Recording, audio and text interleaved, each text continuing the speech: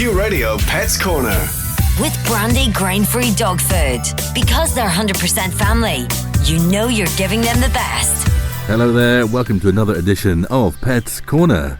I'm Tim Burden, and on this week's show, we're going to be looking at how cats can be actually quite dangerous to newborn babies. We also have Nick Thompson, a vet from Lisbon, who's going to tell us how convenient foods that we eat don't do our pets any good at all. And pet peeves, the dreaded stink from a dirty fish tank. What can we do? Well, keep listening. Q Radio Pets Corner. With Brandy grain-free dog food. Because they're 100% family, you know you're giving them the best. Well, today, shelters are still visited by tearful mothers-to-be with cats in tow because they make their appointments after well-meaning relatives or old-school obstetricians have convinced them that keeping a cat risks the health and well-being of their unborn child. Please don't succumb to these old wives' tales, because knowing the facts will help provide ways to safeguard both fetus and feline. The key risk really is befriending a stray cat. As long as your cat has certainly been around the house and is well established in your home, then there should be no risk. There is a parasitic infection called toxoplasmosis. It's perhaps a pregnant cat keeper's greatest fear because it can result in a miscarriage, stillbirth, or such birth defects as blindness and deafness. Cats can become infected with the parasite by eating small mammals or birds, so it's best to keep your cat indoors if you're pregnant. Q Radio Pets Corner. Late last week, I caught up with Nick Thompson, a vet from a Lisbon clinic, and he shares his knowledge of how the convenient foods we eat don't do our pets any good whatsoever.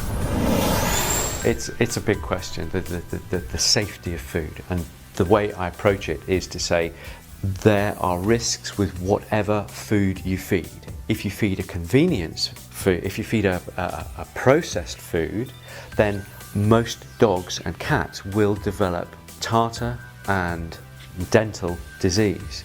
There's a statistic that something like 80% of dogs have gum disease by the time they're 3 years old, feeding processed food. So those dogs, therefore, every year, 3 years, will need a dental. And so there is a risk there with having a general anaesthetic and having those teeth cleaned up. But also, in between the dentals, those animals are going to have this mouth full of tartar and pus and dripping into the bloodstream. So the idea that conventional food, processed food, is the safe option, I think needs to be looked at. Thanks, Nick. So, to sum up, stick with the Brandy grain-free dog food. Pet peeves this week is the dreaded stink from a dirty fish tank.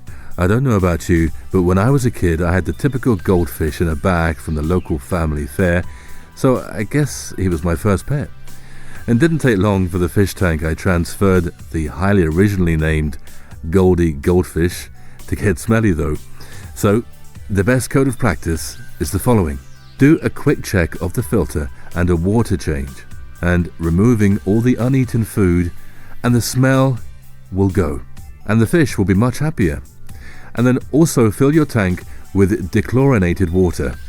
Chlorine is added to the water to kill bacteria, including the ones you need in your fish tank. Q Radio Pets Corner. Next week, as we have the Oscars announced just hours before the show, I'll be looking at some of the most unusual pets that movie stars have owned over the years. So expect plenty of randomness. All the best. Have a great week. Q Radio Pets Corner. With Brandy grain-free dog food. Because they're 100% family, you know you're giving them the best.